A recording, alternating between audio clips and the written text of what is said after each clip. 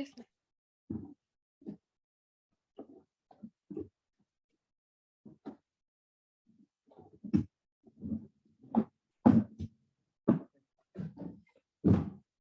So I think Matthew is not going to join. So in P block elements, we have to learn two groups. First is the group 13 elements, and then you have the group 14 elements. So in some P block elements,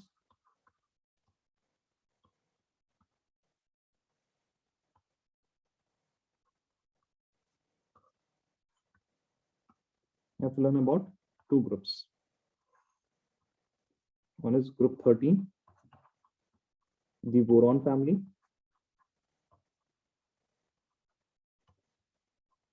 And here we have group 14,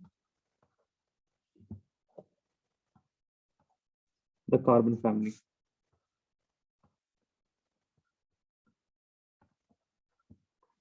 Group 14, carbon family, and we have group 13, that is boron family. So guys, tell me, what is the general electronic configuration for both of them? The outermost electronic configuration, general outer configuration. You can flip the pages, Anna. Go to the chapter 3, periodic properties. NS2 NP1. Yeah. NS2 and NS2 NP2. NS2 NP1 and NS2 NP2. Right, all of you? Yes or no? Yes. Next, tell me what is the valency here then? The valence electron. Tell me the valence electron first of all.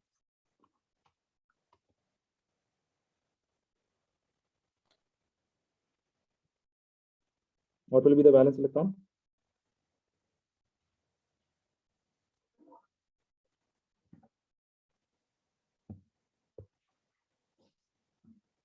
The outermost electron. How many outermost electrons are there?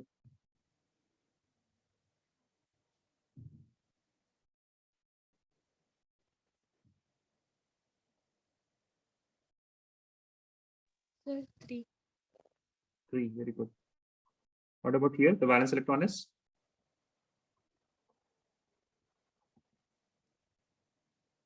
How many valence 4. electron? 4. Very good. Next is the valency. Valency here is 3 and valency here is 4. The valency is 4. So these are the general properties of boron, and like this electronic configuration is something that will tell me about the chemical properties and other properties of boron family as well as the carbon family. Okay, boron family as well as the carbon family. Okay. Now there is a bit of general introduction that I want to give you about the P block elements in general. Okay, the P block elements in general.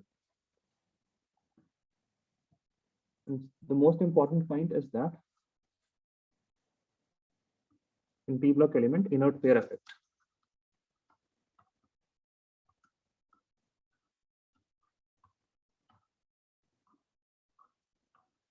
Inert pair effect. So what is inert pair effect? In general, if I look at the electronic configuration of P block, for P block, we have general electronic configuration, that is NS2, and then you have NP, and the number of electrons in P, it will vary from 1 to 6. Yes or no, guys? Correct? NS2, NP 1 to 6. NP, if it is 1, that means group 13. If it is 2, group 14. If it is 3, then group 15, 16, 17, and 18. If it is 6, right? Now, that means I can have for group 13, 14, 15, 16, 17. So these are the reactive ones, and the group 18 is noble gas. So we will not be talking about the noble gas elements. They are on their own. For P block, we will be talking about 13, 14 in this class, 15, 16, 17 in the next class. That means in 12th class. So I can say that for all of these, the valency or the oxidation state should be, the oxidation state should vary from, here it should be +3,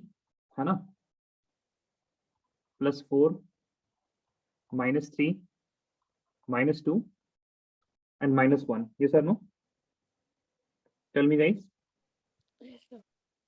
All of you understand this? Yes or no? Tell me. Yes. You get this, right?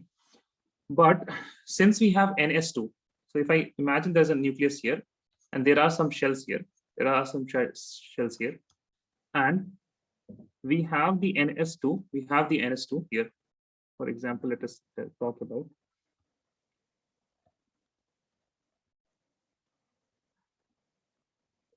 Now, in boron, we will be having 1s2, 2s2, 2p1, right? Yes or no? For boron? Okay.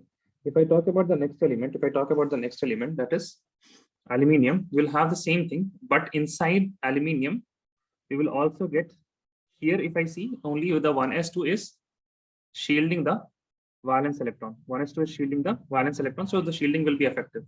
As I move to aluminium, there will be some P, there will be some 2p, which will be shielding the. Achha, write it. What is the atomic number for aluminium?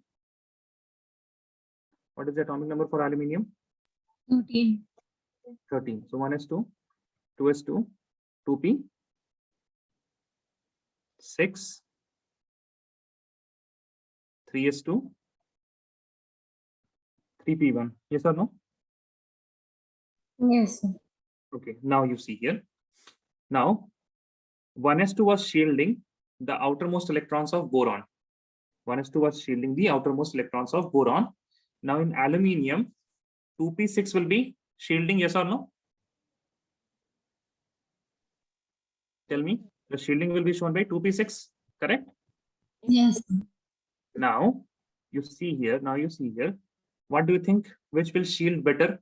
Boron, sorry, what will shield better, the S subshell or the P subshell? Which can shield better? Subshell.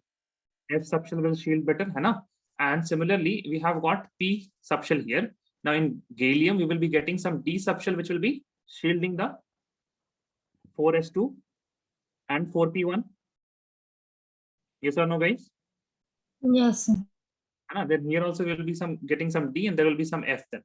So as I go down the group, I can say that shielding decreases. Yes or no? Yes, sir. So here S is shielding, then in aluminium P is shielding, then gallium D, indium D, thallium F is shielding. So as I go down, the shielding decreases. If the shielding is going to decrease,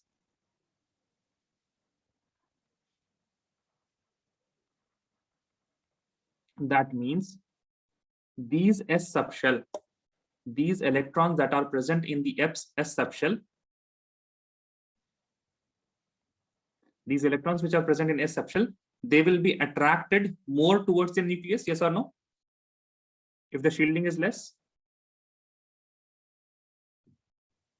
yes or no? The S subshell will be attracted way more. Yes, sir. It will be attracted by the nucleus of aluminium, gallium, indium, and thallium. And the thallium it will be most, and that is why what happens, this S subshell, if it is attracted, if the efficiency of attraction by the proton is very high, then these S subshell will not react. They will want to stick towards the nucleus of their own atom, and they will not react. They will not want to form bonds, and they will not want to leave the nucleus, because the attraction from nucleus is very strong. The attraction from nucleus is very strong, and that is why this pair of electron, which does not want to react, is known as the inert pair. The pair of electron which does not want to react. So these S subshell of outermost shell, they don't want to react, and this is known as the inert pair effect. So you understand the cause of inert pair effect? Yes or no? Tell me. Yes, sir. Yes, sir. So please, we'll write the inert pair effect. So you can be asked to just write the definition also. What is inert pair effect? It is the reluctance of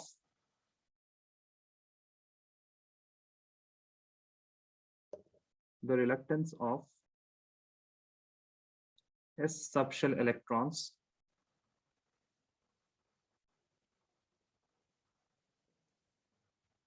of p block elements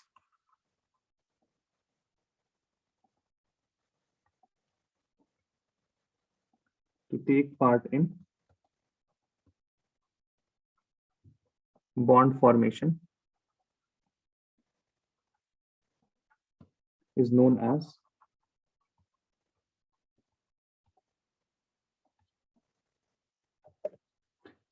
inert pair effect, and also we can add one more line that this happens due to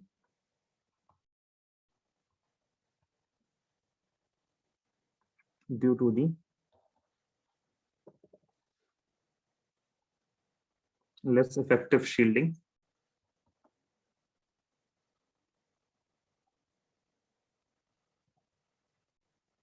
of inner orbitals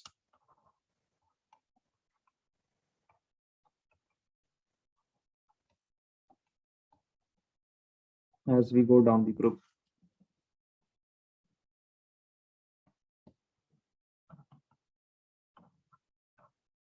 Inert pair effect increases as we go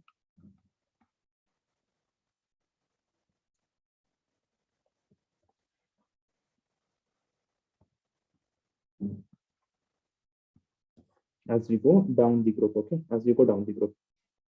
Now, few more properties I will write. I think you all know this from the previous chapter. Metallic and non-metallic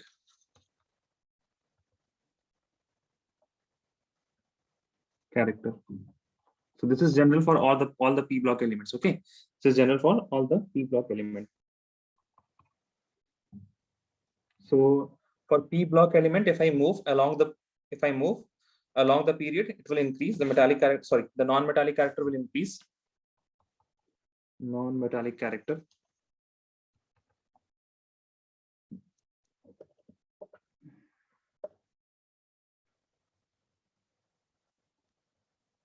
increases as we move along period and decreases as we go down the group. As we go down the group. Next is metallic character.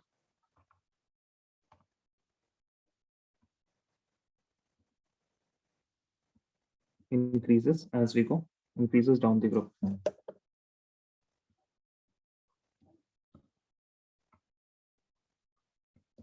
Okay, any doubt till here, guys? Tell me. No, sir. Okay. Then general properties of the oxides. Okay, first thing is that there are some metalloids. Okay, so we have to know about the metalloids. If you remember the metalloids, then it is going to be very easy for all of you. Okay, it is going to be very easy for all of you. So the metalloids of p block element are boron, aluminium, boron, aluminium, silicon, and germanium. है ना? आपकी तभी इतना ही है. After that, you have some more, but you don't need to know those things because they are not in your group. है ना? We only need to know about boron, silicon, and germanium. These are the metalloids. One point about metalloids, if you know the metalloids now, so elements above metalloid are non-metals.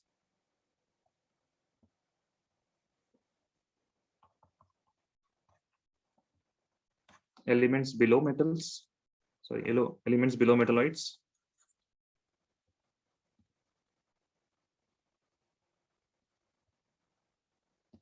are what? Metals.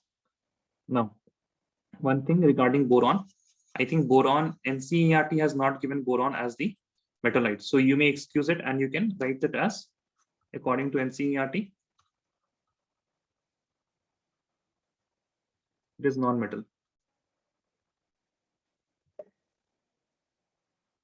But if you refer to any of the new periodic tables that has been published by IUPAC, so in that case, boron, it has been shown to be a metalloid and not a non-metal. Okay. Now, so if I talk about like aluminium, it is metalloid, boron, it is going to be non-metal for you guys. Now, this is going to help you in telling what is the nature of oxides. Okay. So nature of oxides. If you remember these few points now, then it is going to help you a lot. So nature of oxides, simply, if you have non-metallic oxides, oxides of non-metal,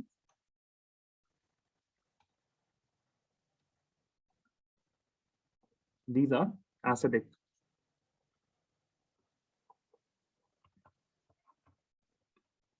Oxides of metalloids, these are amphoteric.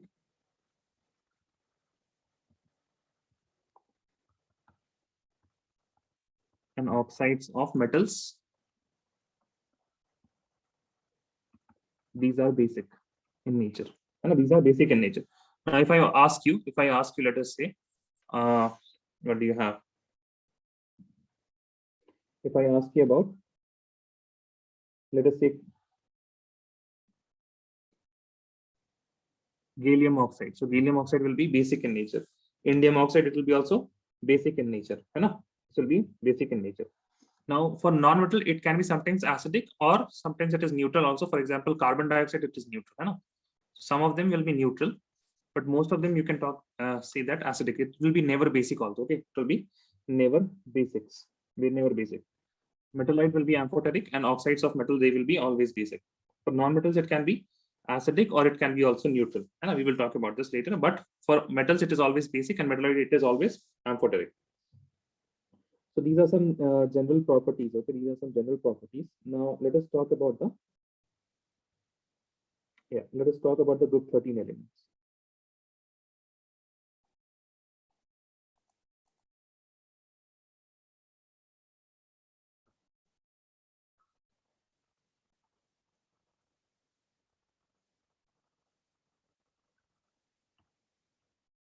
Group 13 elements.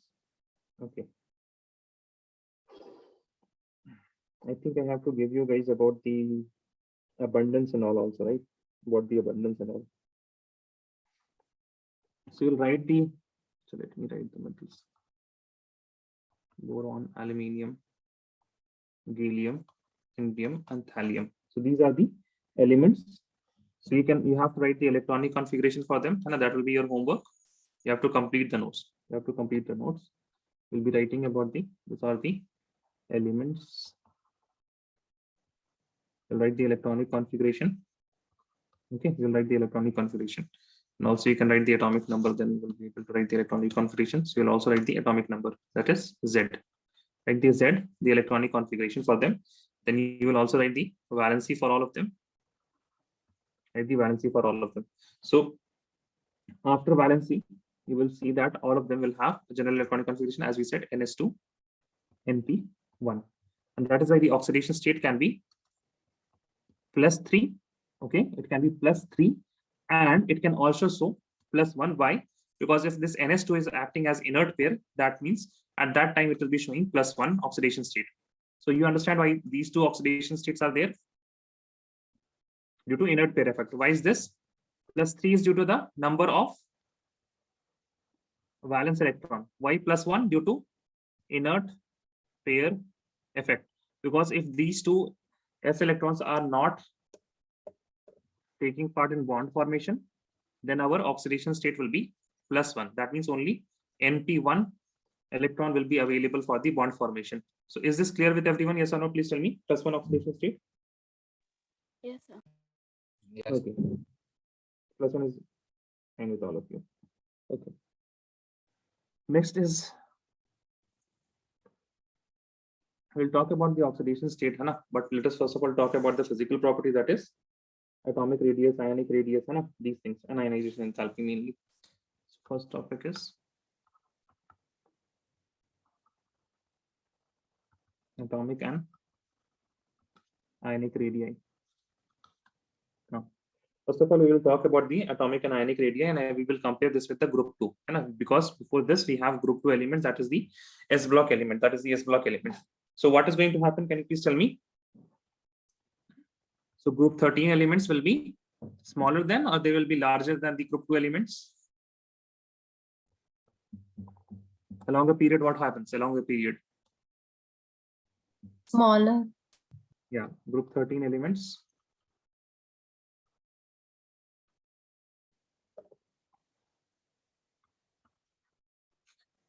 Atoms and ions, let me write it like this.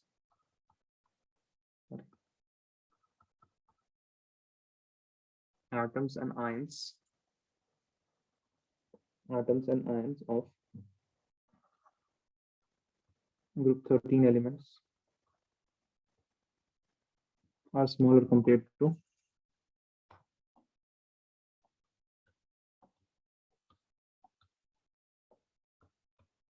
group 2, smaller compared to group 2.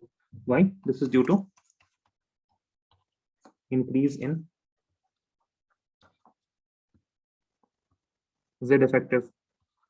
You all know what is Z effective, yes or no? भूल गए. Z effective, guys.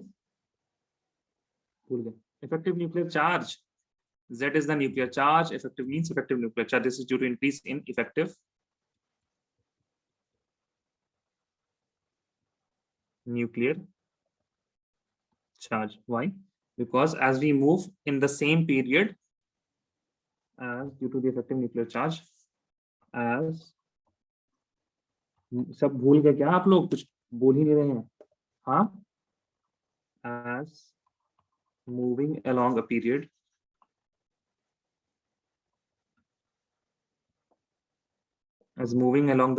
increases the proton number. So if proton number is increasing, that means the positive charge is increasing, but there is no increase in the shell number, right? There is no increase in the shell number, increase in the number of proton in the same shell. Okay, so that is why we have more attraction, and if there is more attraction, that means the electrons will be nearer to the nucleus, and if it is nearer to the nucleus, that means the size of atom itself is very small. Size of atoms itself is very small. Now this is easy, like this is very expected thing, but what happens when we move down the group? Okay, what happens when we move down the group?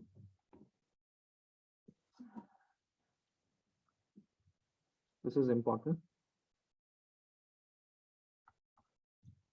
Now, as we move down the group, what do we expect? We expect that the atomic and the ionic radii, they will increase due to addition of new shells. Yes or no? Yes. Yes. But the observed atomic radius of aluminium, so we expected that our expectation was we will have boron, it will be smaller than aluminium, it will be smaller than gallium, gallium will be smaller than indium, indium will be smaller than thallium. Yes or no? This was our expectation, correct? Yes. Yeah, but what happens is that if I compare the atomic radius of aluminium, which is 143, and for gallium it is 135. Okay, for gallium it is 135. You can write others also. This is 85. A picometer, all of them are in picometer. Okay, this is 167. This is 170. Okay, so you can see that if I am going from aluminium to gallium, we expected an increase, but actually gallium is, what is the actual? The actual case is boron, and then we have gallium, and then we have aluminium, then we have indium, then we have thallium. Correct? Now, why is there a decrease in the atomic radius? Why is there a decrease in the atomic radius? Now, whenever you have such questions, the answer is going to be the electronic configuration. The electronic configuration. So if I compare aluminium, so 1s2, 2s2, 2p, 6, 3s2, 3p1. What is the atomic number for gallium? 31. 31. So 1s2, 2s2, 2p6, 3s2, 3p6, 4s2, 3d10, right? 4s2, 3d10. And then we will have 5p or 5s or 4p. Tell me, guys, what will be there? 4?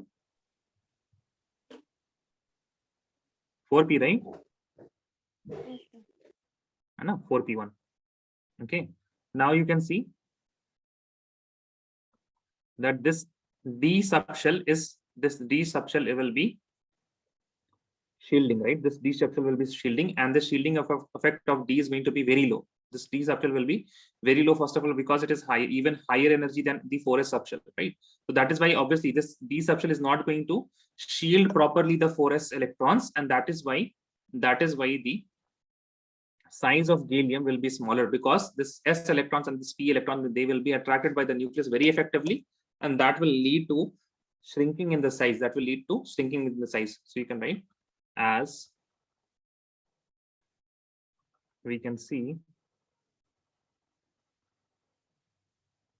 the valence electron of gallium are shielded by D subshell, like 3D subshell,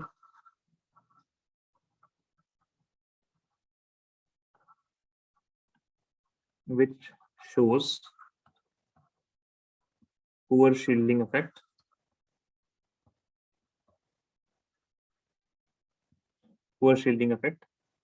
and hence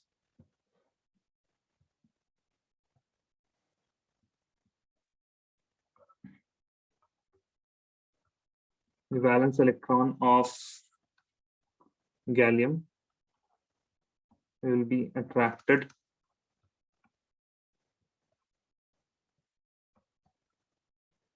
effectively by the nucleus,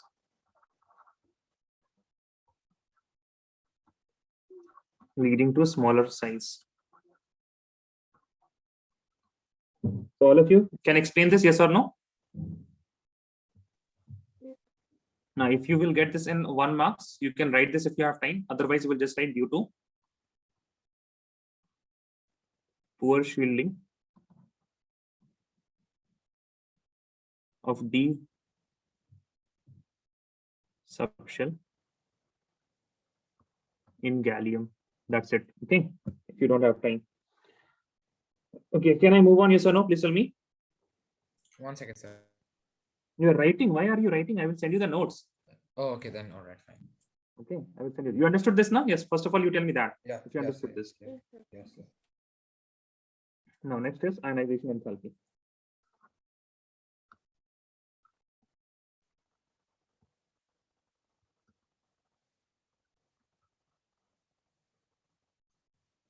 Ionization enthalpy.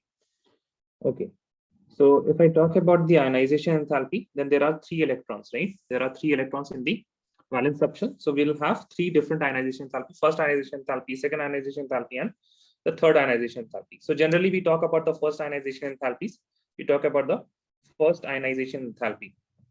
Now, what is ionization enthalpy? We will have nucleus, there will be some shells, there will be electrons, there will be some electrons, and the energy that is required to remove electron from an isolated gaseous atom. Yeah, the energy required to remove electron from an isolated gaseous atom. So it will depend on, if we have this electron that is nearer to the nucleus, that means we will have to give more energy, because if it is nearer to the nucleus, that means it will be having a higher force of attraction between nucleus and the electron. As we move away and as we move to different shells, newer shells, and if I go to a large shell, that means we can remove the electron easily. So it is basically dependent on what? It is basically dependent on the distance between the nucleus and the valence shell. Nucleus and the valence shell. So again, ionization enthalpy. First of all, we will compare this with the S subshell. We'll compare this with S subshell. That means the alkaline earth metals. So I will write the first ionization enthalpy of group 13 is less than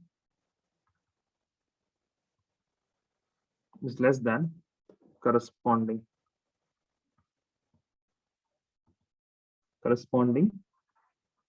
group 2 elements. Why? The reason here is even though you can see that if I go from 2 to 13, I am decreasing the size. And if I'm decreasing the size, that means the electrons will be more nearer to the nucleus. So it should be tough to remove the electrons from group 13, and it should not be easy, because if I'm saying it is less, if I'm saying the ionization enthalpy is less, that means we have to give less energy. If it is asking for less energy, that means it is easy to remove electrons. So why is it easy to remove electrons? So again, your answer will be in the electronic configuration. If I look at the electronic configuration of the group 13 element, so we can say that it is easier to remove.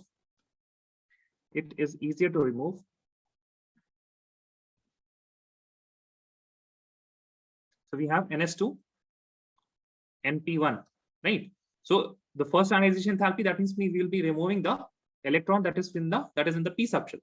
So P subshell is further away from the nucleus. That is why it will be easy. It is easier to remove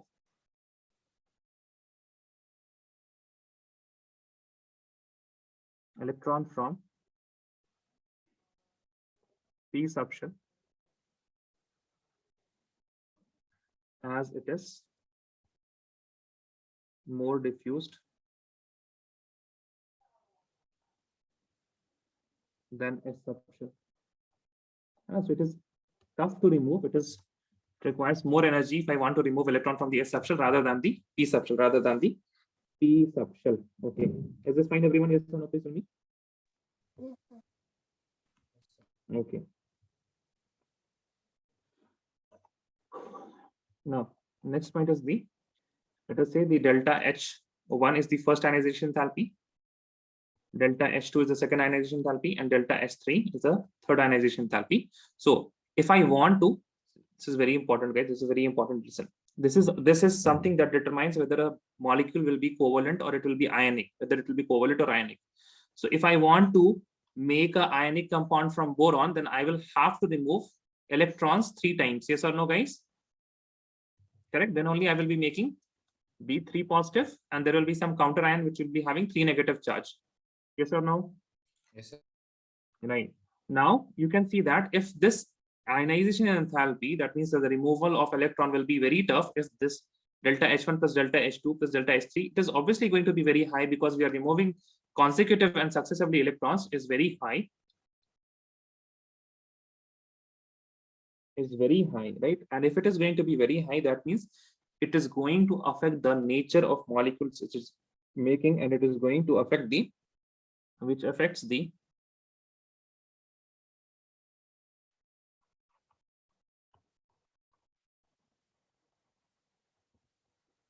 chemical properties of group 13. Is this clear with everyone? Yes or no? Please tell me.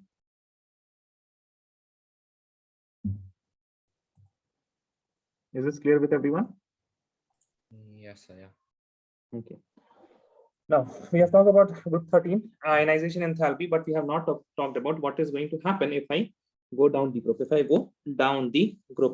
So if I move down the group, from boron to aluminium, then to gallium, and then furthermore to indium and thallium, then what is the change we are going to see?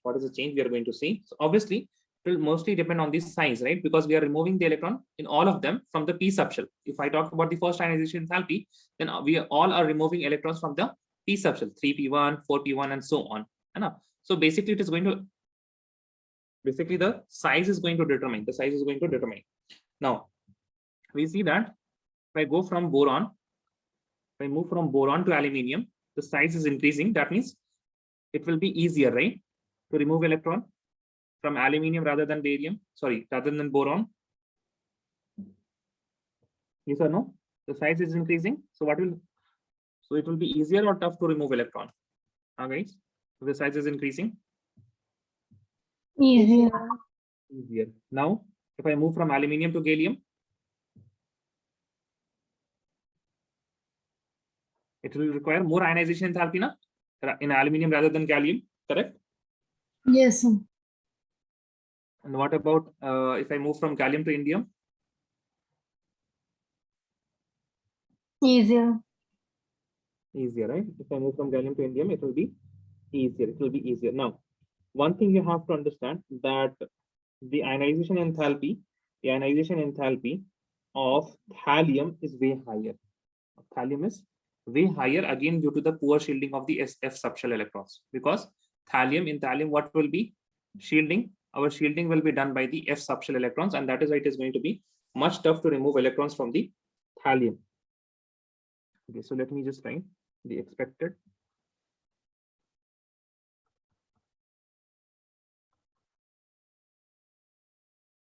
The expected case was boron should have highest, then aluminium, gallium, indium, and thallium.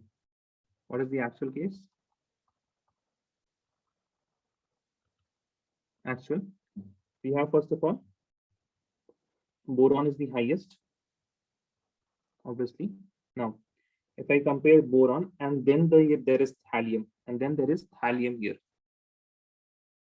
Further moving on, then after boron we have thallium ke baad hai gallium, and after gallium we have aluminium, and the lowest is of indium, So there is two different anomaly here. There's two different anomaly. First is the anomaly between gallium and aluminium, and then we can talk about thallium. Alag se, hai na? Separately, we can talk about thallium. So for gallium and aluminium, I hope you know that it is due to the poor shielding of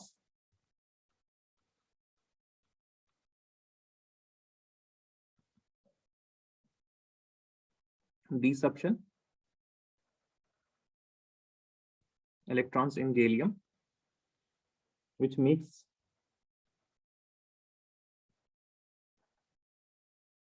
the removal of electrons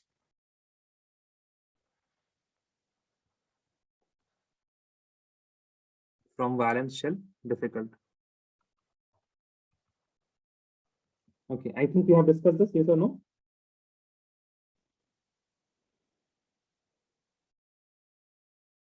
Yes or no, guys? Yes. What about thallium? Now in thallium,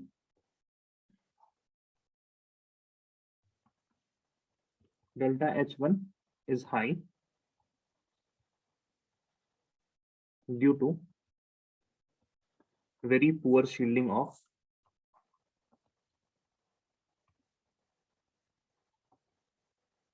the F subshell. Very poor shielding of the F subshell. Okay, so that is why it is way higher, poor shielding of F subshell, which leads to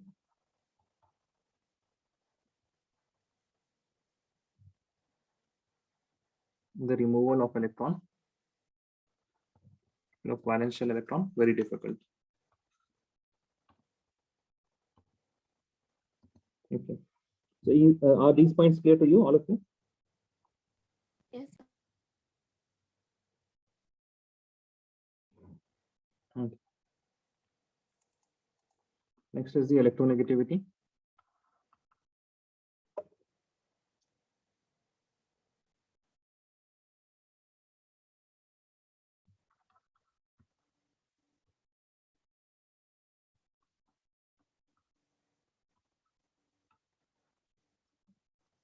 Electronegativity. So as we move down the group, what happens? The electronegativity usually it will decrease. Okay, usually it will decrease. But what happens in this case? As you know, if we are having some discrepancy in the size also, right? So that is also going to determine what is the trend in the electronegativity.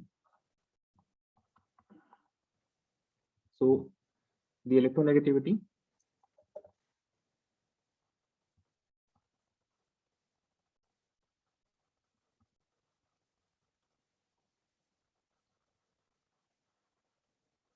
decreases from boron to aluminium, then again from aluminium to gallium, what is going to happen? Then it will decrease, and then it increases, and then it increases.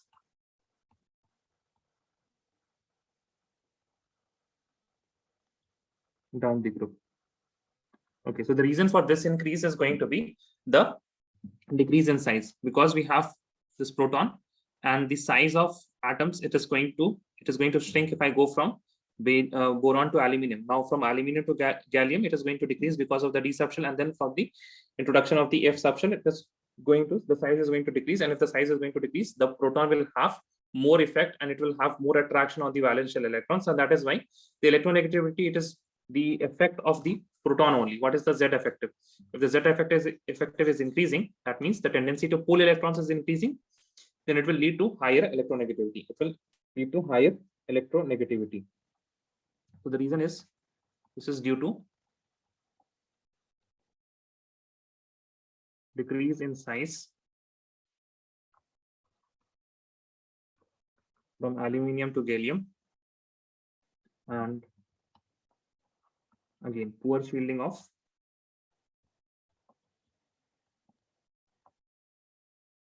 the D and F subshell.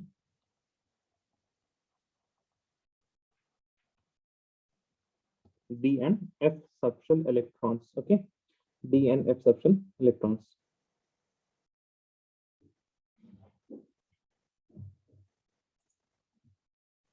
Next is melting and boiling points.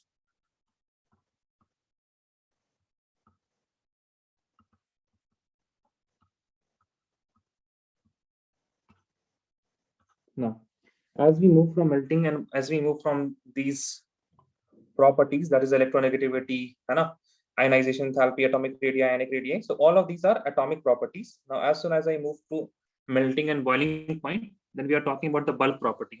What is going to happen? These properties are determined by the intermolecular forces of attraction. Intermolecular forces of attraction. So in general, in this group, the melting and boiling point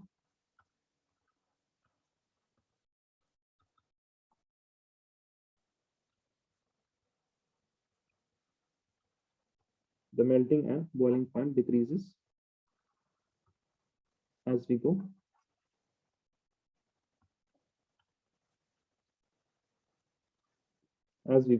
down the group. Okay, as we go down the group. Okay, so let us talk about those particular elements and what are their character. So if I talk about boron, now as NCERT said, it is non-metal. It is non-metallic. Now it is non-metallic in nature, and it is very hard, non-metallic and very hard solid. It is black in color, by the way. Okay, boron is black in color. So it has a crystalline lattice type of structure. So if you have anything which is network lattice, so if all things are connected, then it is going to be very hard to break. It is going to be very hard to break these intermolecular forces of attraction. So it has lattice type crystal. Lattice type crystal.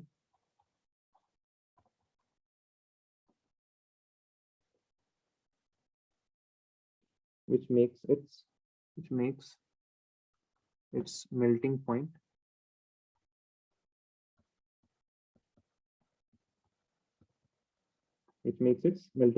high.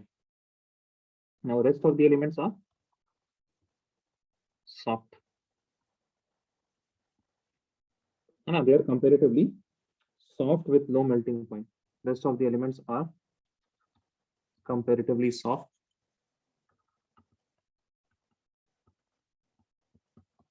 and have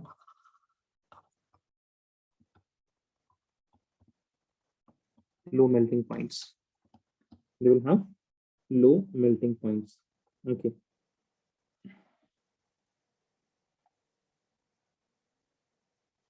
one more point, let me just write. Boron has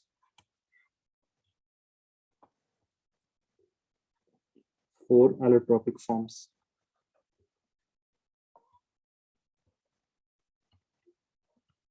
Okay, boron has 4 allotropic forms. One is B12.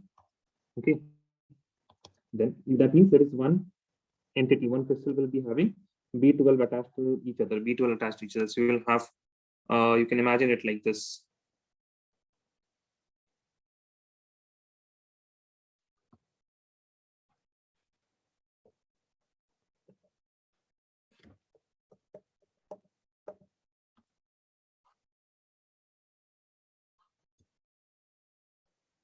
So 1, 2, 3, 4.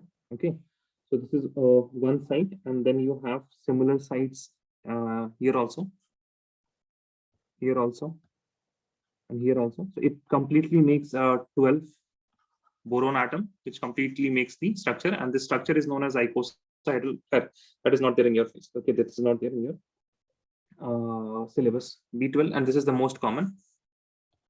This is the most common one.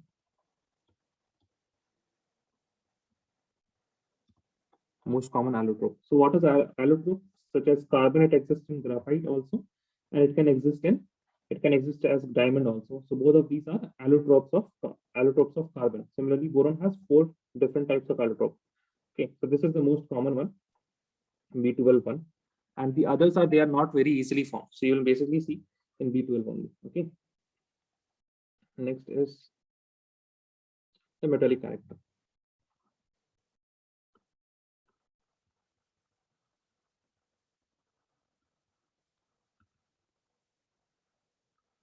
The metallic character.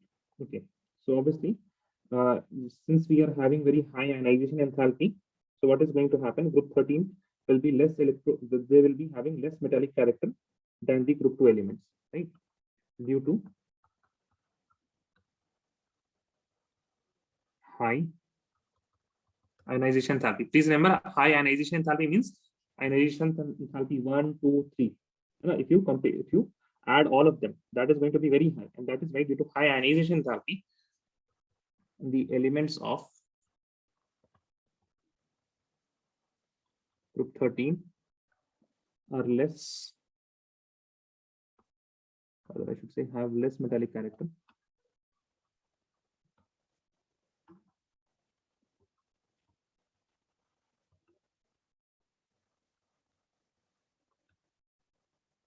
than the group 2 elements. Okay, next is, as we go down the group, what is going to happen?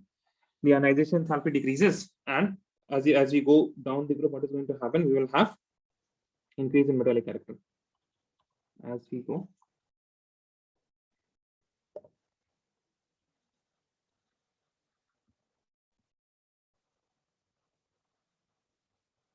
down the group. The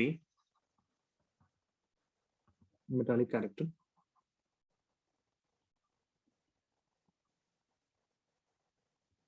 increases. As we go down the group, the metallic character increases. Now, this is the most important part, that is again oxidation state. And this we will be discussing about the +3 and +1 oxidation states. Okay.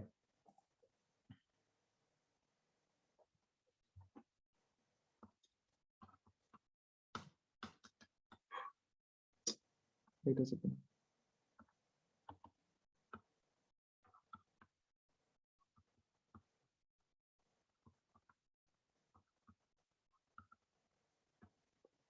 Number 1 point, group 13 shows 2 oxidation states, that is +3 and +1. +3, and it also shows +1. Now, why does it show +3? Due to NS2 NP1 configuration. Due to NS2 NP1 configuration. I have to work on my 1. I don't write 1 very nicely. I have to work on that. Due to NS2 and NP1. And why does it show +1 configuration? Due to inert pair effect, due to inert pair effect. And as we know that inert pair effect increases down the group. Inert pair effect increases down the group. That is why the stability of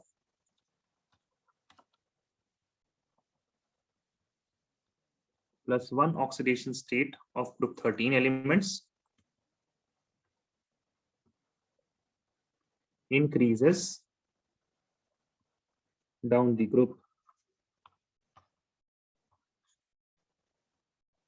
and the stability of +3 oxidation state decreases down the group. So if I compare, then I can say that boron +3 is most stable, followed by aluminium +3, followed by gallium +3, followed by indium +3, followed by thallium +3. Okay, followed by thallium +3. Okay, next is boron does not show +1 oxidation state. Boron is not going to show +1 oxidation state. It is only going to show the +3 oxidation state. Okay, other elements, they all will show the +1 oxidation state. So if I compare the +1 oxidation state, then I can compare that Al positive is the least stable, followed by gallium positive. So if I go down the group, the stability of +1 is going to increase. That is why indium plus will be more stable, and the most stable of the +1 state will be thallium 1. Is it understood? Yes or no? Please tell me. Yes. These 2 points, +3 oxidation state and +1 oxidation state. Yes, sir. Okay. Now, next is if we have gallium and indium. If you have gallium and indium, and they also form +3, they also form +1. They also form +1. Now, if I talk about their stabilities, the gallium and indium +3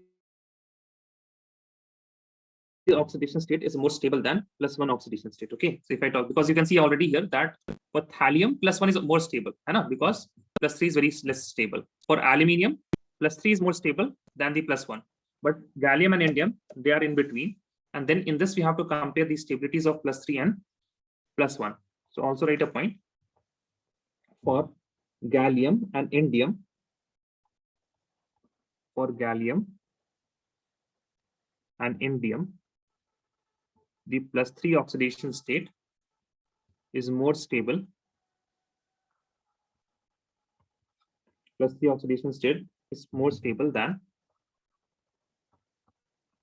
+1 oxidation state. +1 oxidation state. And that is why, due to this, they show disproportionation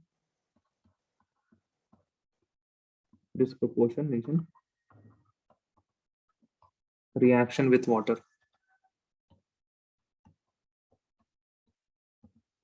Reaction with water. Okay, sorry. Disproportionation reaction in water. Okay.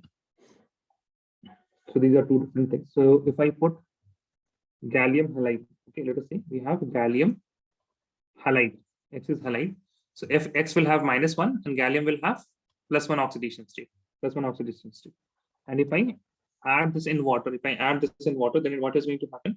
We will make gallium in 0 oxidation state, plus we will make gallium in +3 oxidation state, that is in aqueous form. Both of these will be in aqueous state. Similar reaction will be shown by indium also. If you take indium, so this will be -1, this will be +1. You add this in water, then you are going to make indium in 0 oxidation state plus indium +3 oxidation state. Both of these will be also in aqueous state. Both of these will be in aqueous phase. Now, the last element, that is thallium. Thallium, it has the +1 oxidation status, more stable than the +3 for thallium. +3 is more stable.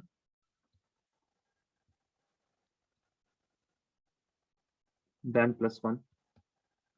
+3 is more stable than +1, and that is why, and hence thallium +3 can easily consume electrons to form +1 oxidation state. So that means if you have thallium +3, and if you give it 2 electrons, it will easily eat it up and it will form thallium +1. So thallium is what? Thallium itself is getting reduced. So it is a good oxidizing agent. Yes or no? Thallium is getting reduced. So it is a good oxidizing agent. Hence, thallium +3 is a good, not thallium, thallium +3 is a good oxidizing agent. Is a good oxidizing agent. Is this point clear to everyone? Yes or no? Yes, sir. Yes. Now, I hope all of you are clear that this is due to the inert pair effect. +1 is due to the inert pair effect, and as we go down the group, the inert pair effect increases, and that is why thallium positive is going to be a very good oxidizing agent. So if you are asked why the thallium 3 positive is a good oxidizing agent, so you will first of all write this reaction that thallium 3 positive is more stable than, thallium 3 positive is less stable than thallium +1. That is why it easily forms thallium +1 oxidation state. And why the +1 is more stable? Due to inert pair effect. And what is inert pair effect? The reluctance of S subshell to take part in bond formation. Reluctance of S subshell to take part in bond formation. Now, tell me, are these points clear with everyone? Yes or no? Yes, sir. Okay. Now let us talk about the reactions. So when we are going to react, so we will be reacting this with air. Now in air, what do we have? In air, we have oxygen and nitrogen mostly. So we'll see reaction with oxygen and nitrogen. Then we will react this with water. When we are going to react this with water, we are going to produce some hydroxides. Then we are going to react this with acids and bases. Okay, acids and bases. Now, if we have acidic kind of, then it will react with base, and if you have an acid, then if you have a base, then it is going to react with acid. Okay, so these are the important reaction, and at last we'll be reacting this with halogens. At last we'll be reacting this with halogens. So these are the reactions. So first of all, let us talk about the reactivity towards air. Chemical properties. But before chemical properties, I have to give you some general introduction, some warm up about the chemical properties. So chemical properties, I hope all of you know that there is only 2 things can happen. Either the electron, there is the species that we are talking about, we will be having reactions of the group 13 elements. So either the group 13 element will be giving electrons, or the group 13 elements will be taking electrons. Yes or no? There's only 2 things that can happen with the group 13. Guys? Yes or no? Whenever we talk about reactivity, so what is reaction? Reaction is the flow of electron. So if I talk about any atom, if I talk about any element, that means this element will be reactive if it gives electron, Yes, sir. or it takes electron. Correct? Yes or no? Yeah. Okay. Now, if it is going to give electron, that means we are talking about what? Ionization enthalpy. Yes or no? Yes, sir. Yeah, we are talking about ionization enthalpy. Now, when I talk about taking of electron, that means I am talking about the vacant orbitals. If there is a vacant orbital, then only we can take electrons. Yes or no? Yes, sir. Yes, sir. Yes. Okay. So please, this is important that you should have this cleared up. Okay. So if we look at boron, boron in its elemental form, so it is very hard, and it has a network type of structure. So boron is like connected with boron atoms everywhere, like this. Now this makes it very difficult to do any reaction with pure boron to do any reaction with pure boron.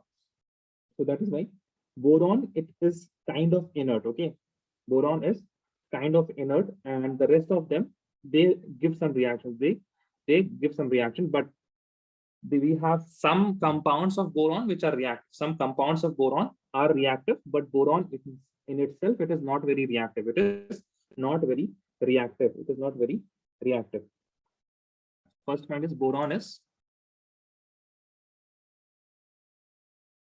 hard non-metal. Boron is hard non-metal, and the crystalline form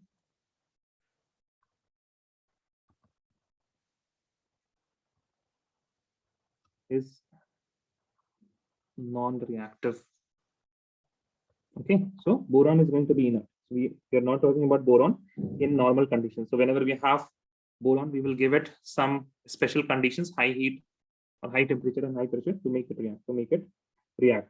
Now, if I move on to the amorphous form of boron, then it is going to be reactive. Amorphous form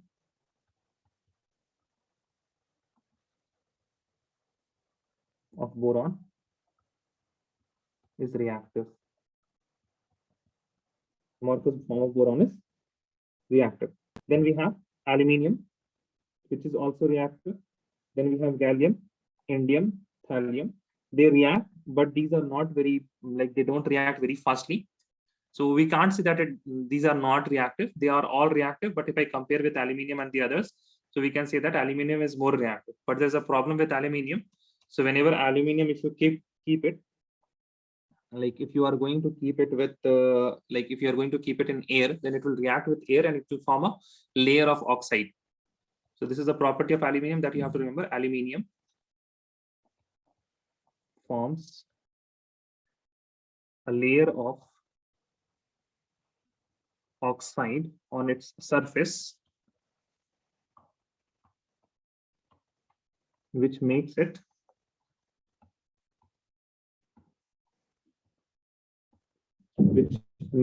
inert to acids. Which makes it inert to acids. That means acid, they cannot attack and they cannot react with aluminium, which is present in like normal conditions. If you have aluminium and oxygen present, that means in air, then you are going to form a layer of oxide. So these are the general properties. First of all, we will discuss the specific property, that is reactivity towards air. Reactivity towards air. Number one, reactivity towards air. So pure boron is going to be unreactive at ordinary temperature. We'll have to give some temperatures. Okay. Then we have amorphous boron, which is going to react. Aluminium metal is going to react with some heat. Now let us write the reaction. Let us write the reaction. So generally, if you have any element, of group 13, and if you react this with O2, which is a gas, then you are going to form the valency of the element of group 13 is 3, valency of oxygen is 2. Just do a crisscross and you are going to make E2O3. This is the oxide that you are going to make, E2O3. All of you, please tell me, is this clear, yes or no? Yes, sir. Okay, so all of them will make.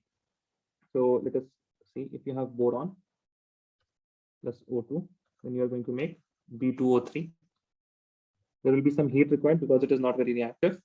Then if you have aluminium plus O2, with some heat, it is going to produce Al2O3. And similarly, you will also have nitrogen gas in air. So if you have any element plus N2 gas, then what it is going to form, please tell me. You have E, which has a valency of 3. And nitrogen also has a valency of nitrates.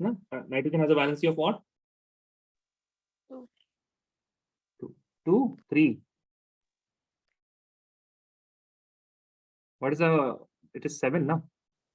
So 1s2, 2s2, 2p.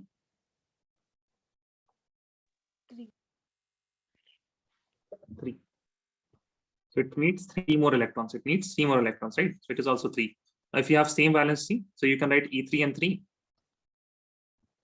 So you can take the 3 common and you can just write En. So it will make En.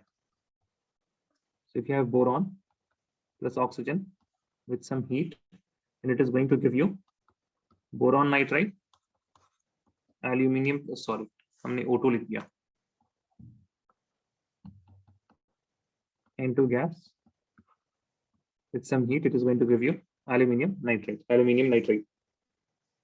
Now, if I talk about the nature of oxides, so boron trioxide is going to be acidic because it is a non-metal, and the oxides of non-metal are acidic. If I talk about aluminium oxide, then it is going to be aluminium and gallium oxide, they will be amphoteric, and indium and thallium will be basic in nature. And we have written this point.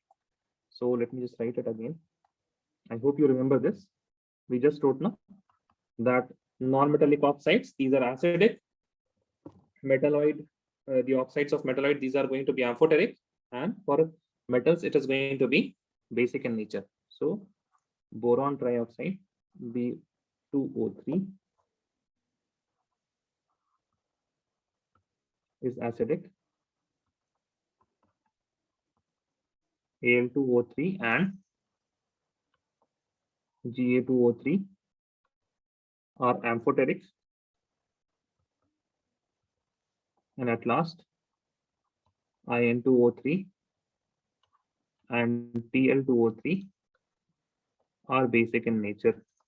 Okay, so oxides of non-metal, metalloid, and these are metals. Right, next, reactivity towards water.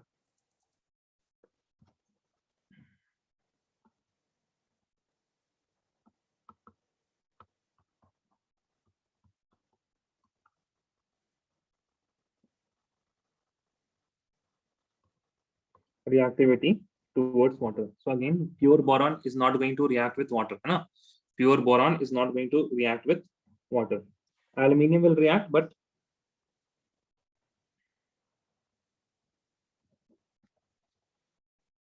will require some heat. So there is only one reaction, that is, if you have aluminium plus water, then it forms complex compound, that is to form 2 moles of aluminium hydroxide, OH whole thrice. It will form aluminium hydroxide, Al, OH whole thrice. Plus you will be liberating H2 gases. You will be liberating H2 gases.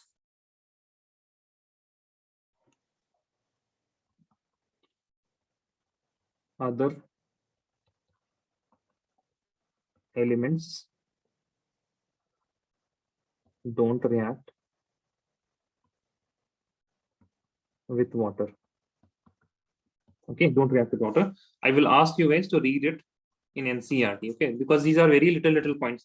So if I'm going to write each and every point, then I'll just writing the NCERT only. That if you take gallium and indium, then they will be reacting in water, but only in the presence of oxygen. Now, thallium is a little more reactive, but thallium again, it forms oxide if the oxygen is present. So please read about it in NCERT before going to the examination. So I also don't want all of you to remember each and every point. So you can just go through these notes and then also read the NCERT once. Okay, read the NCERT once. And we can't even know now what are the questions that the teacher is going to give.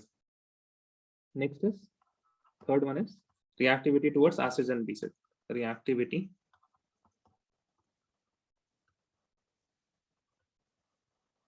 towards acids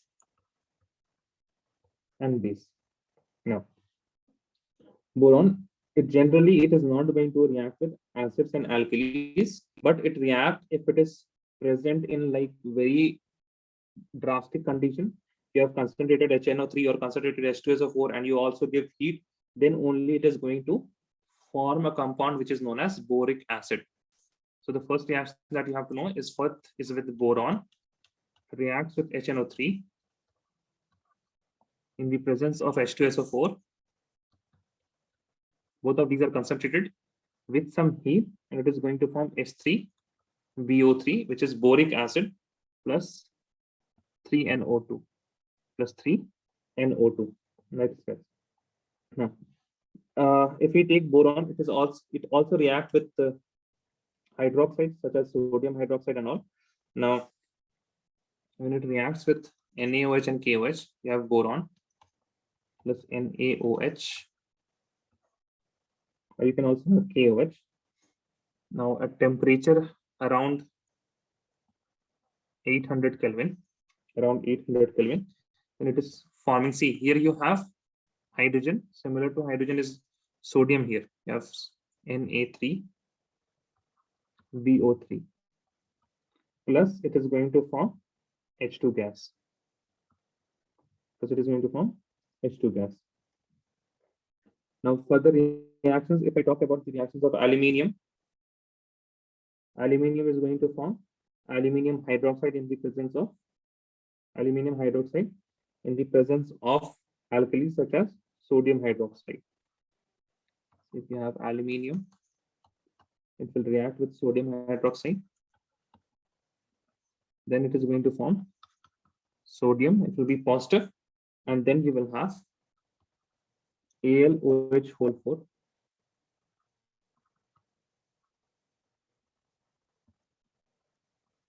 with a negative sign plus H2 gas.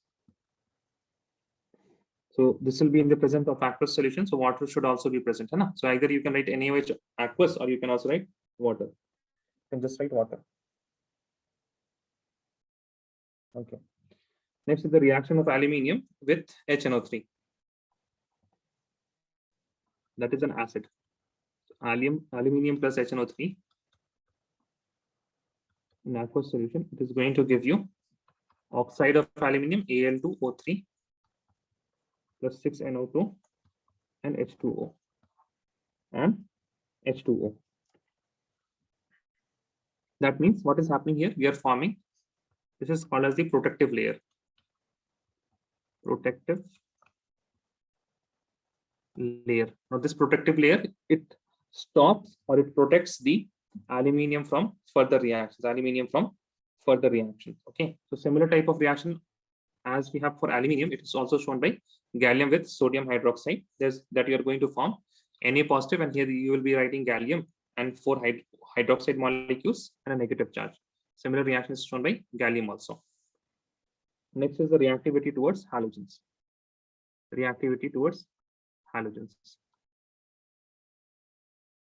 Okay, I forgot this is fourth, no? I think this is fourth. Reactivity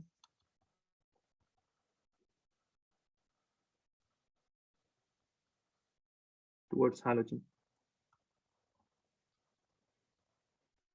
Now, so halogens will have the elements of group 13 plus halogen. So criss and cross, you will form a compound which is EX3. So halides of group 13, they have a formula that is EX3.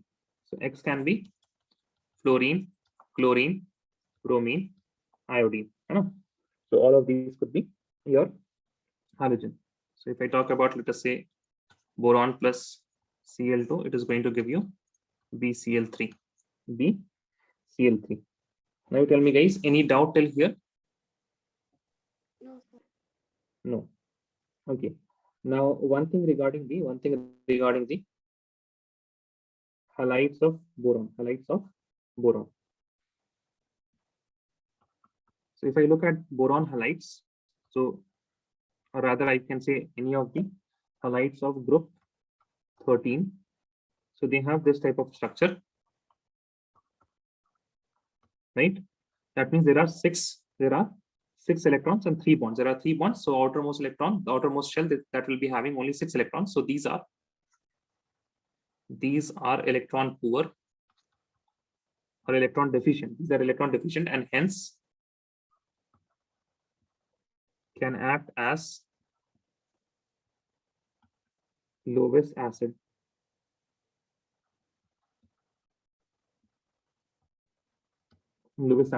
So they show a certain type of reaction.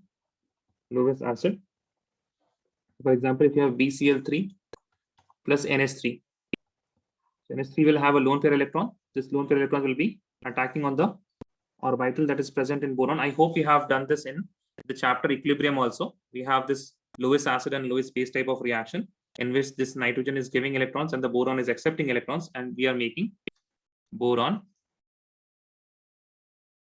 There is 3 chlorine atoms, and there is a dative bond between nitrogen and boron. So this is the addition product that we have. So if I talk about the acidic strength of these compound, so boron BX3, the halides of boron, they are more acidic, followed by the halides of aluminium, followed by the halides of gallium, and followed by the halides of indium. Now, as you can see, we are not making any halide from thallium because thallium will be 3 positive and 3 positive is not stable. 3 positive state for thallium, it is not stable. Okay.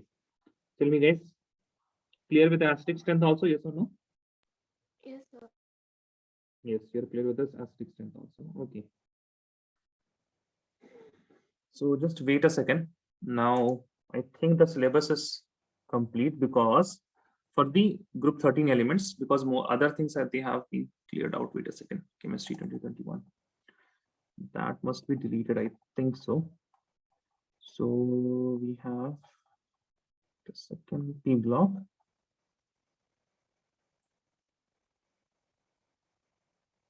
Trends in chemical reactivity. Okay, fine. So we have to discuss the elements of boron, by the way. We have to discuss the elements of boron.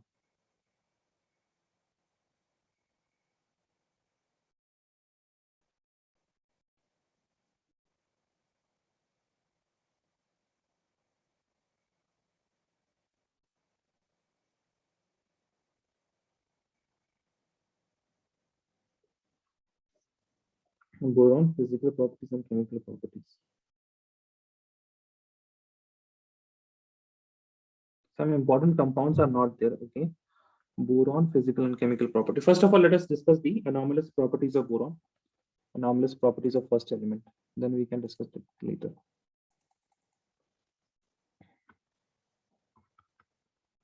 Anomalous behavior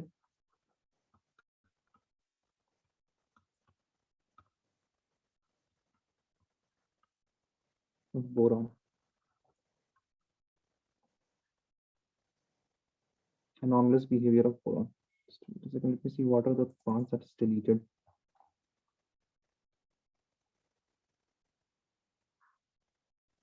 Borax, boric acid, boron hydrate, these are deleted. Okay, fine.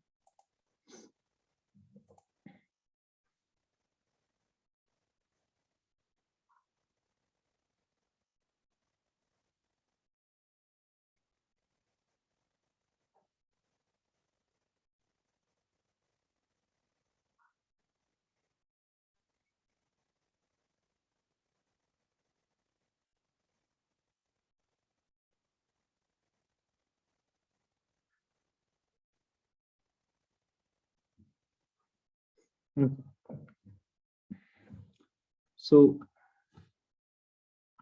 first of all, boron is exceptionally small. It is exceptionally small. It is very small. It both has very small atomic size as well as the ionic size. Second point is that it has very high ionization enthalpy. It has very high ionization enthalpy because of its small size. Third is that is the absence of d orbitals. Absence of d orbitals in its valence shell. Okay, so due to these reasons, boron shows some different and anomalous properties. Due to the above reasons,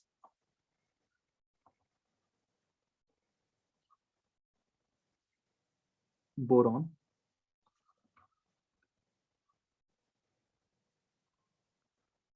has anomalous behavior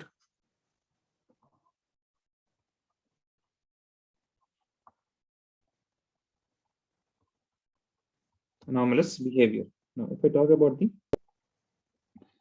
about the anomalous behavior of boron, so in that I can say A is that it is very hard and it is very small. Because it is very small, it is going to be very hard, and it is very hard compared to the other elements. It is very hard, harder than the other elements. All other elements, they are comparatively very soft. Second is it has high melting points and boiling point. Okay, it has very high melting point and boiling points. Says that boron, it only forms covalent compound. It only forms covalent compound.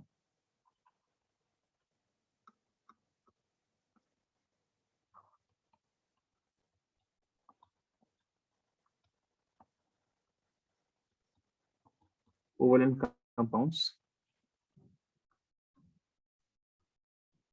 due to very high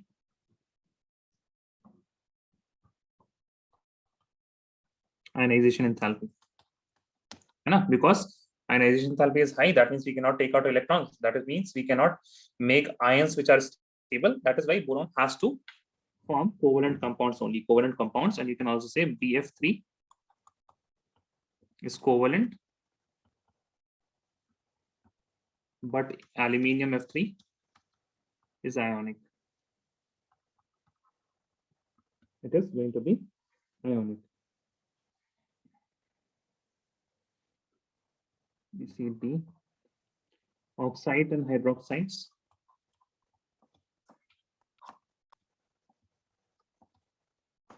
of boron are acidic, and for the rest of others, they are either amphoteric or they are basic in nature,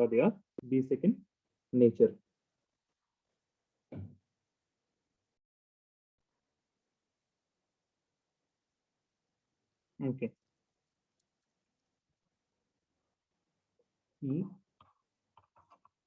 Due to absence of D subshell, the trihalides of boron,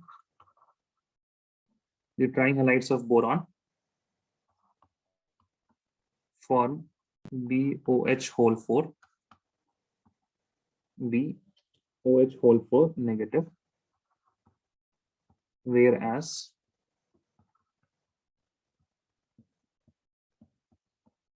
aluminium forms aluminium hexahydroxide, OH whole 6, OH whole 6, 3 positive. Okay, species. So you can write 5 things, which are, you can write 5 different and important differences of boron from the subsequent elements. Okay. Fine. Can you guys tell me, is there anything that we are missing? Is this chapter done in your syllabus, like in your school? Yes, sir. Okay, so is there anything? Do you have your notes, Matthew? For hydrocarbons? नहीं अरे ये hydrocarbon नहीं है, P block है. कहाँ है आप? Oh yeah, sorry, P block. Sorry. Yeah, I have it from the school. The school's notes. अच्छा, so can you see for a word back bonding? If it is present, then I will teach you that. Let me get it. What about others? Hishma, आपके यहाँ हो गया? Yes, sir, it's complete. Okay, so tell me now if there is back bonding in your, it is present in your notes. What about Samaira? No, so we didn't do. अच्छा, आपने नहीं किया है. Sarah, what about you? No, sir. नहीं. When is your exam, Sarah? Earlier they said by 25th, now they're saying by, no, they said 21st, but then now they're saying around 2nd or 3rd March. So what is the term again? Can you repeat? Back bonding.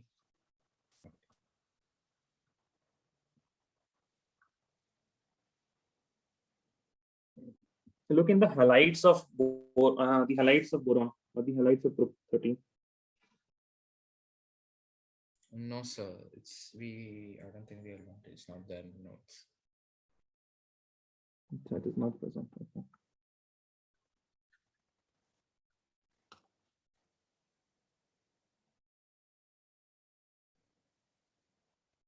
Okay, so write a question.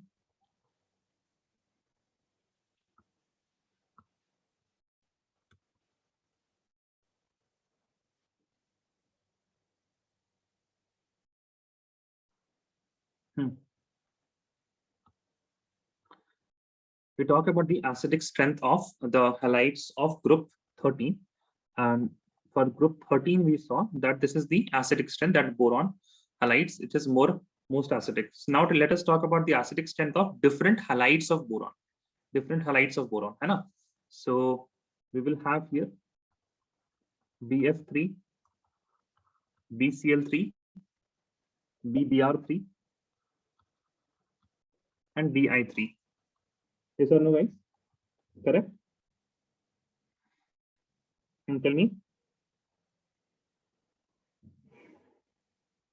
Yes or no? These are the halides of boron, na? Different halides of boron. Boron fluoride, chloride, bromide, and iodide. Right? What happened? Yes or no? Yes, sir. Okay, I'm not asking, I'm just asking yes or no. Okay. Now in this, in all of them, boron is going to take electron. Yes or no? From nitrogen to act as an acid. Correct? Yes, sir. Yeah. Right? It is going to take electron. It is going to take electron. Now here we have BF bond. Here we have BCl bond. Here we have BBr bond. And here we have BI bond. Now you tell me, if this boron is going to be a more and more electron deficient, then it is going to take electron very easily. Correct? Yes. If the boron is electron poor. So what do you think? Which of these elements will be making boron most electron poor? Fluorine, chlorine, bromine, or iodine? It will depend on the electronegativity, yes or no? Guys, boron will be taking electrons na, due to high electronegativity. Yes, then chlorine, yes, bromine. Right? Yes or no? All of you, please tell me. yes, sir. Due to electron. All Yes. of you agree? Okay. Now, so we expect that the expected order is that BF3 should be most acidic, followed by BCl3, followed by BR3, and followed by Bi3. But the actual order that was seen was that BF3 is the least, followed by BCl3, followed by BBr3, and followed by Bi3. Now, what is the reason for this? So, yeah, true, there is electronegativity. But let me remind you guys of a term which is known as resonance. We have done resonance. Now, see this. Can all of you see this? Lone pair sigma and positive charge. Oh, yes, sir. Yes. Anna. Okay, so again we are back to resonance, right? Now, listen. We have boron like this. There is 3 fluorine. All of these fluorine, they will have lone pair electron. Now, this boron, it has a vacant p na, because 1s2, 2s2, 2p1. So the status is something like this. Here we have 2 electron, here we have 1 electron, and then after promotion we have here 1 electron, and 1 electron here. Now these all will be hybridized. So we have 3 hybrid orbital, that is making the sp2, and here we have an empty p orbital. Correct? Yes or no? Yes. Yes or no, guys? We have a p orbital like this. Now we can see na lone pair sigma and a vacant p. अब carbocation रहता था तो carbocation में भी क्या होता था? Carbocation also had a vacant p orbital. Here boron is also having a vacant p orbital. That means there is a partial double bond that exists, and we can say that there is a bonding between the fluorine's lone pair electrons and the vacant p orbital of boron, and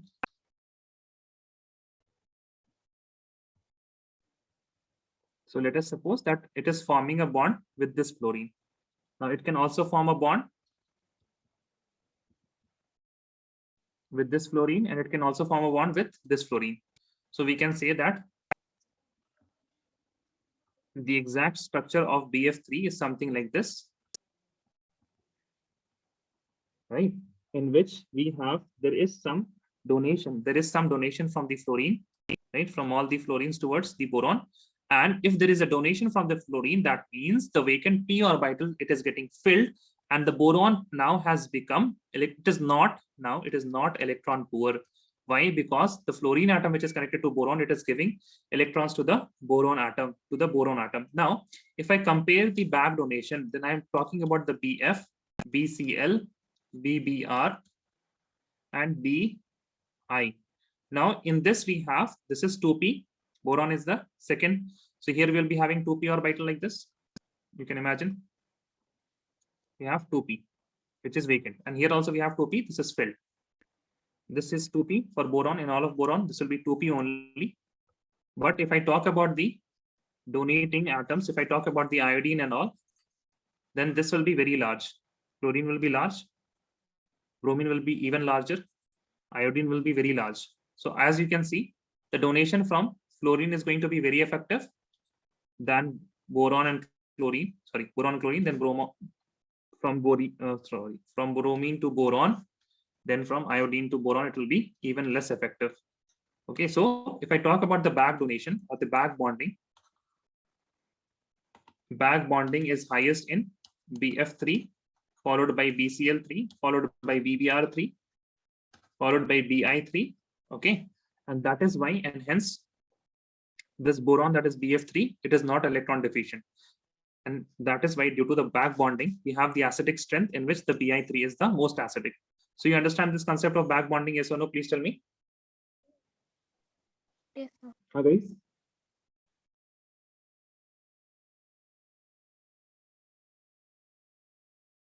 No, क्या हो गया? Yes, sir. Yes, sir. Yes, sir. अरे तो भाई yes sir कुछ तो बोलिए, ये पूछते तो आप लोग तो जवाब ही नहीं देते. Okay. Now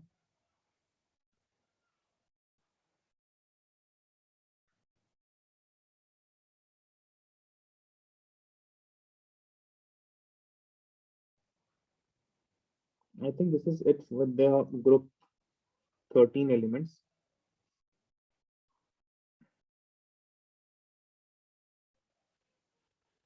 Okay, so when we meet for the next class, now please let me know if you have missed anything. Okay, if you have missed anything in the group 13 elements, I think we have done most of the things that is present in the syllabus.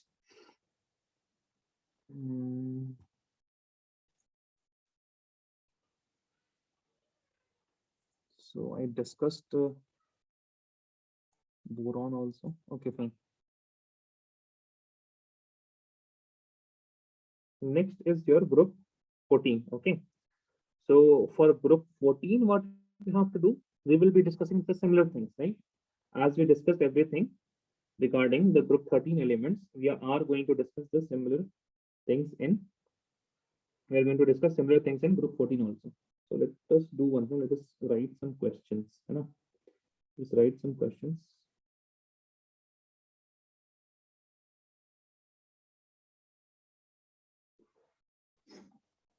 Now, one question is important. I hope they don't give you this question in the examination, because most of the school, they don't give this question, but still, let us write this question. Standard electrode potential.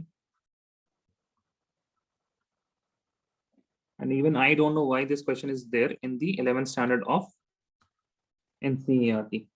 Standard electrode potential values that is shown as E0 of Al3 positive / Al is equal to minus 1.66 volts. Then you have thallium 3 positive to thallium is equal to positive 1.26 volts, positive of 1.26 volts. Predict the formation of M3 plus ion in solution and compare electropositive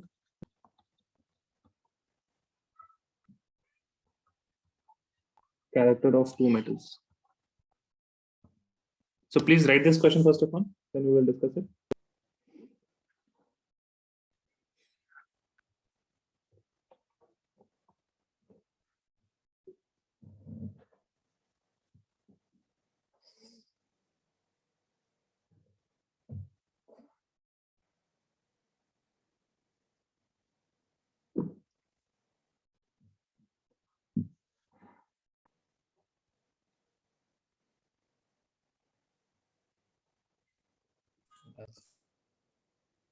Okay.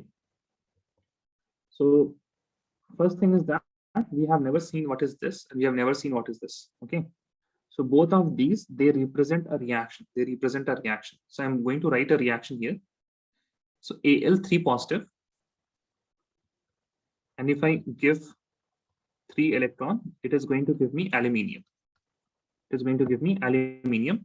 And it requires a voltage of, that is represented by E0. It requires a voltage of 1.66. That means 1.66 voltage of electricity should be given to make this reaction happen, to get this reaction happen.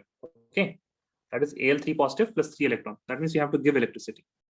And if I move from Tl3 positive and I give it 3 electrons, then it will make thallium. Then it will make thallium, yes or no? And the E0 here is 1.26, right? It is 1.26. That means if I give electrons to TL, then I am going to, if I give electrons to TL, then I am going to get 1.26 volts of energy. Is that fine, all of you? Yes, sir. Yes, sir. Wait a second. I need to recheck this question. I think there is some printing mistake in my NCERT. Let me check another version. I think it should be Al positive and TL positive. Okay, what is this chapter number? It is in the second book.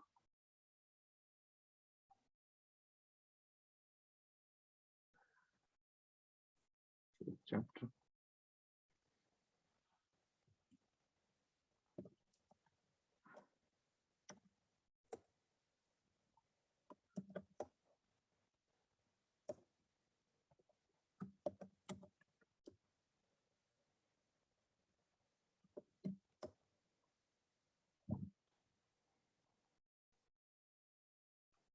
Achha, it is fine. Okay. Fine. So these are the values that we have been given. Now, look at this and then see these values of the electricity that is needed or the electricity that is given out, and tell me which is easier.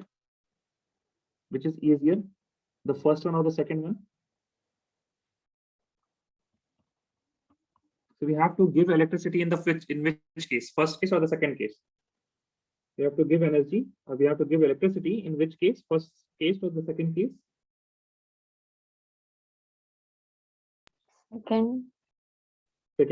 Second case we have to give? No. Second case we will get this much voltage of energy because it is positive. Okay.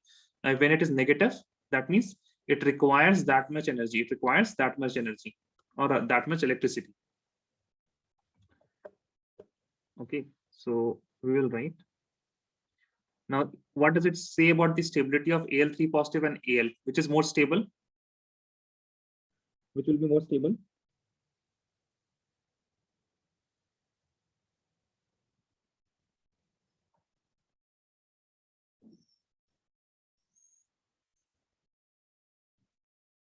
Which is more stable, guys?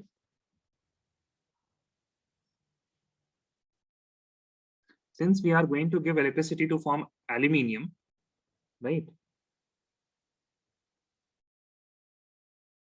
That means I have to give electricity to form aluminium. That means aluminium wants to stay in +3 state. So the electrode potential values, the values suggest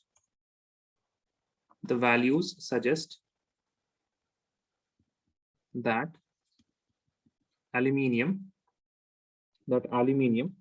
has tendency to be in aluminium 3 positive, to be in aluminium 3 positive, okay, to be in aluminium 3 positive. But if I talk about the thallium, whereas thallium has less tendency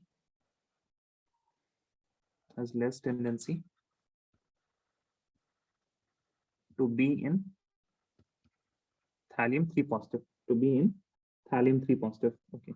And then they're asking about the predict the formation of M3 plus ion in the solution and compare the electropositive character. So obviously, if Al3 positive is wanting to be in the 3 positive state, so we can say aluminium will form +3 ion very easily. Aluminium will form +3 oxidation state easily.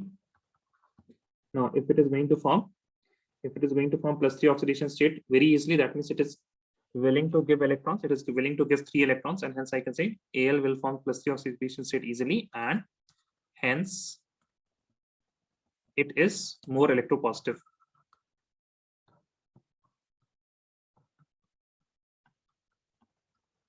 Hence it is more electropositive. So one thing, the only thing that you have to remember here is that aluminium, when it is minus something, that means you are giving in that much amount of electricity. And if you get voltage in positive, then it is going to give you that much amount of electricity. Okay, it is going to give you that much amount of electricity. Write another question.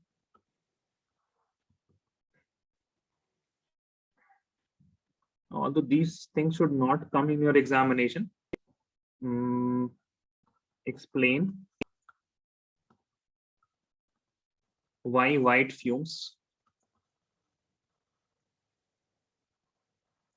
Explain why white fumes appear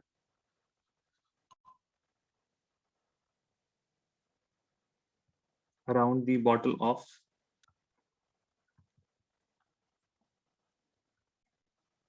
aluminium chloride. Okay. Now, one thing that I will tell you, and this is going to be valid even in 12th standard, you will also get similar type of question. So whenever you have any halide, and basically whenever you have any chloride, and they are asking about white fume, your answer should be formation of HCl. Okay. Answer should be due to formation of इतना तो please आप लोग लिख दीजिएगा. Please remember this. White fumes, HCl. White fumes is for HCl. If you have any chloride, then it is going to form HCl. Now, why does it form HCl? When you have AlCl3, that is aluminium chloride, and if you are keeping that in a bottle, so that bottle, it is like it is in contact with air, and in air we have water molecules also, water vapor molecules also it is present. So it reacts with moist air and it reacts with H2O. So whenever you have halide, they will react with water and they will form hydroxide, AlOH whole thrice, plus you will be getting HCl, plus you will be getting HCl gas. And due to this HCl gas, there is white fume. Okay, so even though this question should not come because aluminium chlorides and the properties of halides and hydride, these are not there in your syllabus. So, but still, you write this down. Teachers ने आपको important question बताए हैं.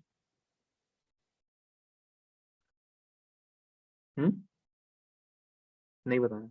Okay. Right another question. Why is boron unable to form BF6 3 negative ion.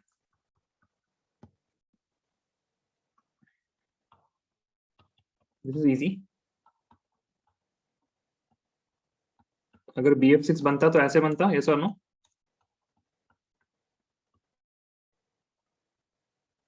Yes or no, guys? Tell me. Yes, sir.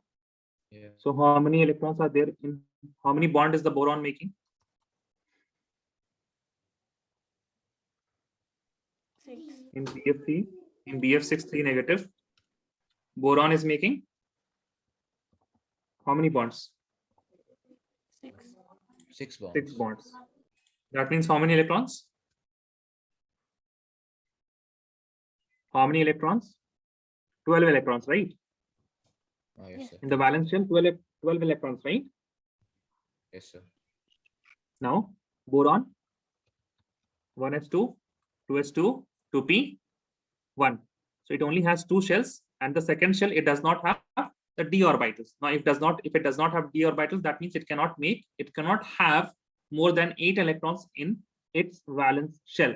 So the valence shell of boron is second shell, and it can only have 8 electrons.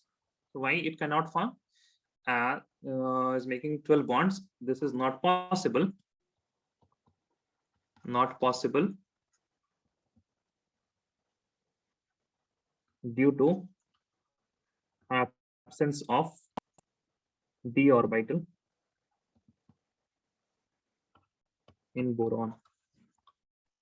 Okay, d orbital in boron.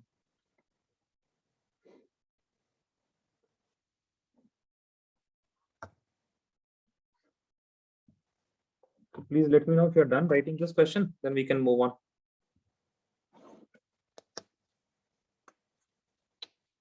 We'll meet in the next class. Okay, so your homework will be that you will be reading the group 14 elements and you will try to understand the trends there. We have seen the reasons, the reasons will be very similar.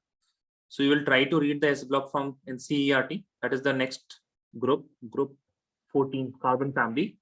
And if you have any doubts, then you will be telling me. Okay, I will be asking if you have any doubt in each and every class from now on regarding the group 14 elements. Okay.